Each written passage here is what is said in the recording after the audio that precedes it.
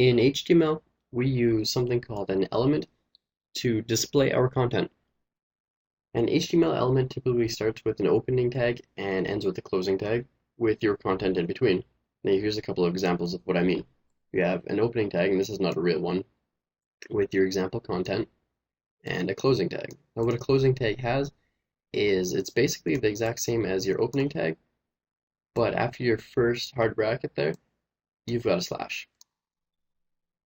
So as an example again, we've got an opening paragraph tag, my paragraph content, and then closing tag. And just one more, we have an anchor. A is the link, that's the link element, and then our link text, which is what it would show up as, and that's what you would click to bring you to this page. We'll do links more in the future. And then our closing tag. And again, this is just how you write it. So you got opening, content, closing, your opening, and then content and closing. Now if we look at the elements that make up an HTML page, we have our doc type HTML. This is the HTML5 standard. Always use this. And to use anything older, there's not really any point anymore since HTML5 is the new standard. So this is going to be the first line on every HTML page that you ever write. Next is your HTML element, the opening tag.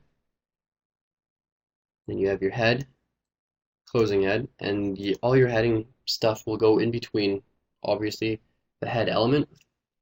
And same thing with your body. You got an opening and a closing one, and everything that you want displayed goes into your body.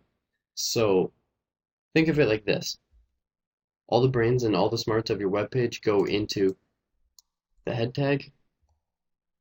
So think of the head as your brain, and it holds all the smart details, everything that it needs to operate the body.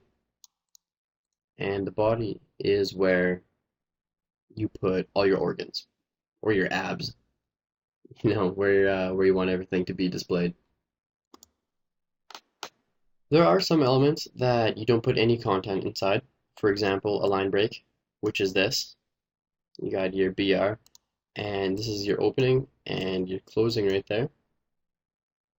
Horizontal rule, which is just HR, and an image. And an image is highly reliant on attributes, and we'll cover attributes a little more in class in the future, real soon. As a good general rule, write all your elements in lowercase. In HTML4, it is recommended, and in XHTML, what we're currently writing right now, it is necessary. And just remember, always close your elements. Think of it like a light bulb. You turn it on when you use it, and you turn it off when you're done with it.